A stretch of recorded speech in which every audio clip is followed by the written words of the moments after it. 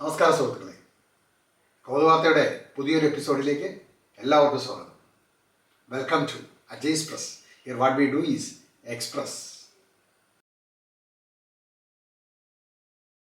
നമ്മുടെ ശരീരത്തിൽ അസാധാരണമായി എന്ത് കണ്ടാലും നമ്മൾക്ക് ഭയമാണ്. ചിലരുടെ മുഖത്ത് തന്നെ ചില വൈകല്യങ്ങളൊക്കെ കാണാറുമുണ്ട്. അവർക്കുണ്ടാകുന്ന വിഷമവും അപകർഷതാബോധവും ഒക്കെ പറഞ്ഞറിയിക്കാനാവില്ല തന്നെ. എന്നാൽ ഇങ്ങനെ വൈകല്യങ്ങൾ മുഖത്ത് സ്വയം ഒരാൾ നടത്തുകയാണെങ്കിൽ നമ്മൾ അതിനെ എന്തു വിളിക്കും?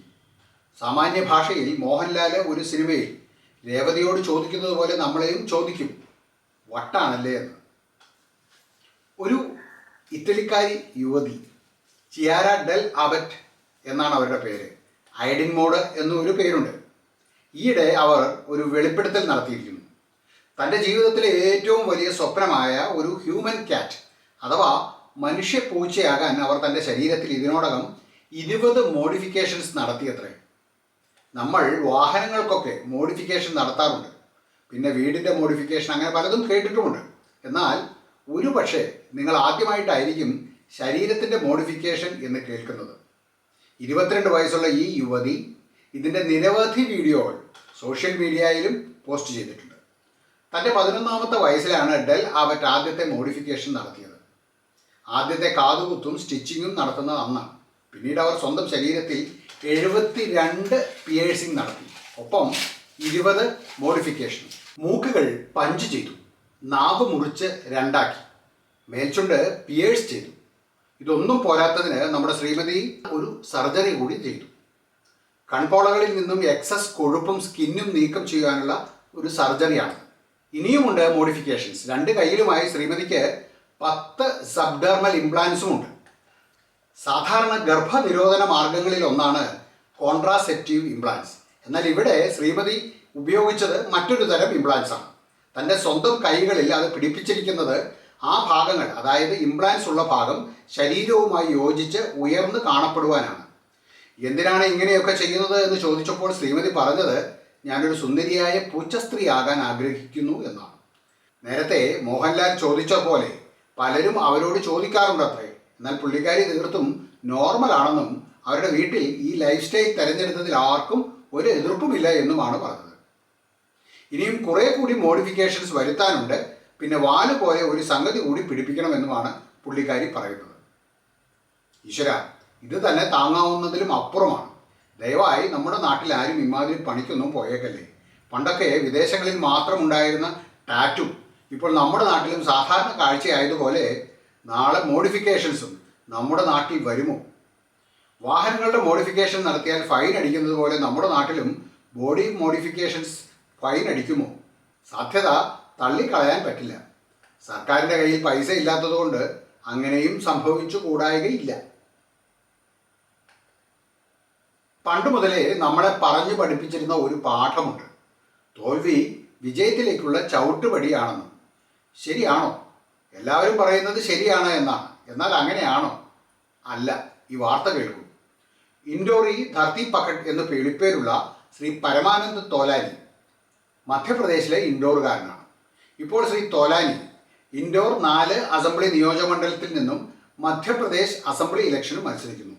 അതിനെന്താ എന്നാണെങ്കിൽ ഇത് അദ്ദേഹത്തിൻ്റെ 19ാമത്തെ മത്സരമാണ്. ഇതിനു മുൻപ് കഴിഞ്ഞ 3.5 ദശകത്തിനുള്ളിൽ ഒട്ടേറെ ഇലക്ഷനുകളിലായി അദ്ദേഹം 18 തവണ സ്വതന്ത്രനായി മത്സരിച്ചിരുന്നു. ഈ 18 തവണയും അദ്ദേഹം പരാജയപ്പെട്ടു. ഇപ്പോഴിതാ 19ാമത്തെ മത്സരവും, ഇതിലും അദ്ദേഹം തോക്കും. കെട്ടിവെച്ച പൈസ പോകുമെന്നെല്ലാം തോലാനിക്കറിയാം. എന്നാലും അദ്ദേഹം മത്സരിക്കും. ഇനി പറയൂ, പരാജയം ഏത് വിജയത്തിലേക്ക് ഏത് ചവിട്ടുപടിയാണെന്ന് ആരാണ് പറഞ്ഞത്? കെട്ടിവെച്ച കാശ് പോയാലും ഓരോ തവണ മത്സരിക്കുമ്പോഴും തൻ്റെ സെൽഫ് കോൺഫിഡൻസ് വർദ്ധിക്കുന്നു എന്നാണ് തോലാനി പറയുന്നത്. പക്ഷെ കുറ്റം പറയരുതല്ലോ. തോലാനി ഇപ്പോൾ പറയുന്നത് ഇൻഡോറിലെ ജനങ്ങൾ പ്രബുദ്ധരായതുകൊണ്ട് ഇത്തവണ അവർ തന്നെ വിജയിപ്പിക്കുമത്രേ. ശ്രീ തോലാനി മനോഹരമായ വാഗ്ദാനങ്ങൾ കൂടി ജനത്തിന് നൽകുന്നുണ്ട്. ജയിച്ചാൽ 1000 സ്ക്വയർ ഫീറ്റിന് താഴെയുള്ള വീടുകൾക്ക് വീട്ടുകരം ഒഴിവാക്കും. അതുപോലെ ഗാർബേജ് ശേഖരിക്കാൻ മുനിസിപ്പാലിറ്റിക്ക് കൊടുക്കുന്ന ഫീസും ഒഴിവാക്കി കൊടുക്കും. പ്രത്യേകിച്ച് രാഷ്ട്രീയ പാരമ്പര്യമൊന്നുമുള്ള കുടുംബമല്ല ശ്രീ തോലാനിയുടേത്. എന്നാൽ കഴിഞ്ഞ 2 തലമുറകളിലായി കുടുംബത്തിലെ ആരെങ്കിലുമൊക്കെ ഇലക്ഷന് സ്ഥിരമായി മത്സരിക്കുന്നുണ്ട്. അദ്ദേഹത്തിൻ്റെ ഭാര്യ ലക്ഷ്മിയും മത്സരിക്കാറുണ്ട്. അദ്ദേഹത്തിൻ്റെ മകൾ നിഷയും മത്സരിക്കാൻ തയ്യാറെടുക്കുകയാണ്. അതിനെ നിഷ പറയുന്ന കാരണം കുടുംബത്തിൻ്റെ പാരമ്പര്യം അങ്ങനെ മുന്നോട്ട് കൊണ്ടുപോകാൻ അവൾ പ്രതിജ്ഞാബദ്ധമാണ് എന്നായിരുന്നു.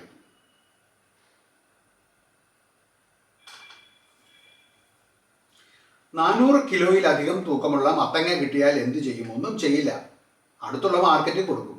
എന്നാൽ ബെൽജിയത്തിലെ കസ്റ്റർലി എന്ന സ്ഥലത്തെ മത്തങ്ങ കൃഷിക്കാർ 2008 ഒരു തീരുമാനമെടുത്തു. ഇനി മുതൽ 400 കിലോയിലധികം തൂക്കമുള്ള മത്തങ്ങ കൊണ്ട് എല്ലാ വർഷവും ഒരു മത്തങ്ങ ബോട്ട് മത്സരം നടത്താൻ. കസ്റ്റർലി ഒരു ചെറിയ പട്ടണമാണ്. അവിടെയുള്ള വലിയ ഒരു കുളത്തിൽ അവർ എല്ലാ വർഷവും ഇപ്പോൾ ഈ മത്തങ്ങ ബോട്ട് മത്സരം സ്ഥിരമായി നടത്തുന്നുണ്ട്.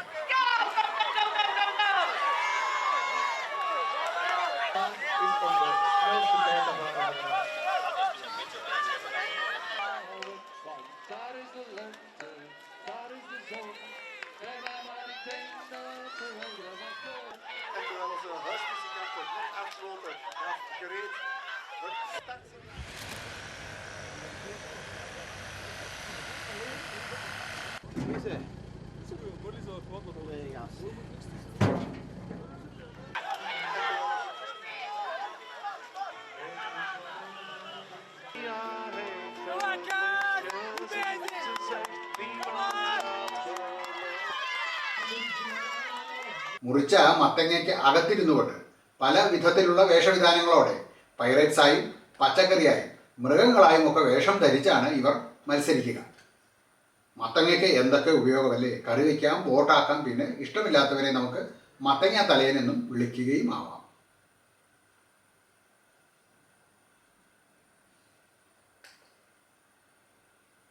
ഇൻ്റർനെറ്റ് ഒരു വല്ലാത്ത ഇടമാണ്.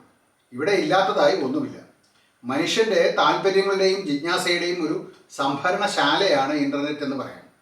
മനുഷ്യൻ്റെ ഹോബികൾ, വ്യത്യസ്തമായ കലാപ്രകടനങ്ങൾ, അപ്രതീക്ഷിതമായ പലതും, പാരമ്പര്യങ്ങളെ വെല്ലുവിളിക്കുന്ന പുത്തനാശയങ്ങൾ, അങ്ങനെ പലതും.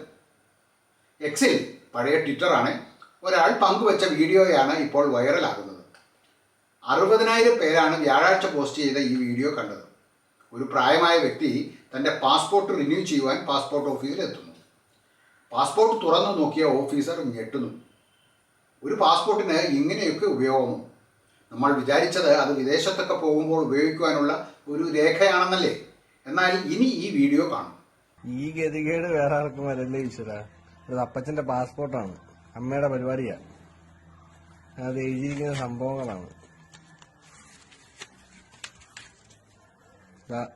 ഫോൺ നമ്പര്, ഇന്ത്യൻ എംബസി പോലും എടുക്കാൻ ചെയ്തിട്ടില്ല. ശ്യാമള, കല്ലമ്പലം, രാജു, പത്രം, അമ്പലി ചേച്ചി, അത് കഴിഞ്ഞിട്ട് ബാക്കിൽ എഴുതിയിരിക്കുന്നതാ.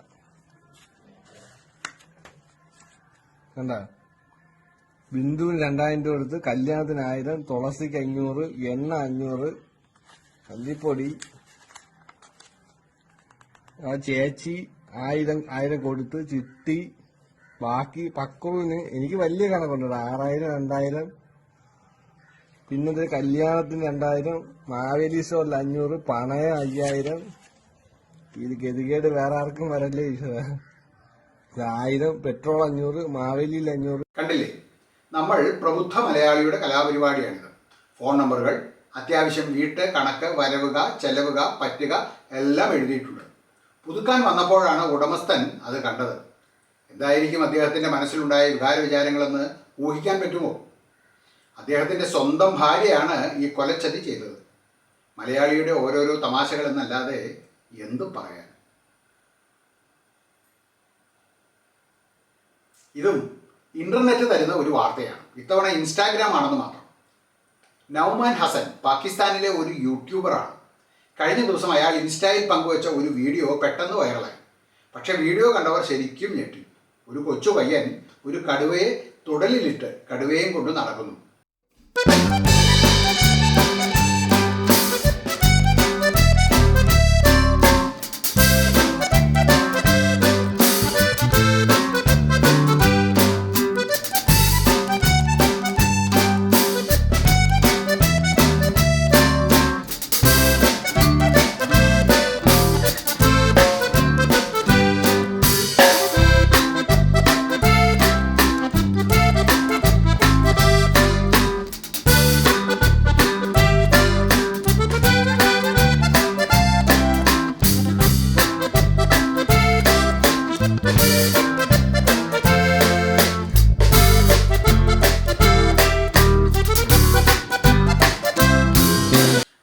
ഈ പയ്യനെന്ന് അറിയില്ല. എന്നാൽ വീഡിയോ കണ്ട് കമൻറ്റ് ചെയ്ത ഒരാൾ പറഞ്ഞത് ഇത് ഹസൻ്റെ നെവ്യൂ ആണെന്നാണ്.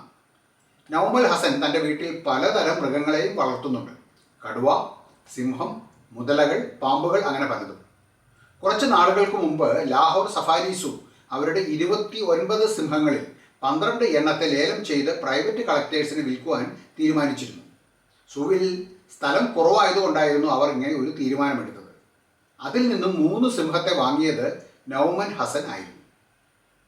പാകിസ്ഥാനിൽ ഇങ്ങനെ സിംഹങ്ങളെയും കടുവകളെയും പോലെയുള്ള മൃഗങ്ങളെ വളർത്തുമൃഗങ്ങളെപ്പോലെ വളർത്തുന്നത് നിയമവിധേയമാണ്.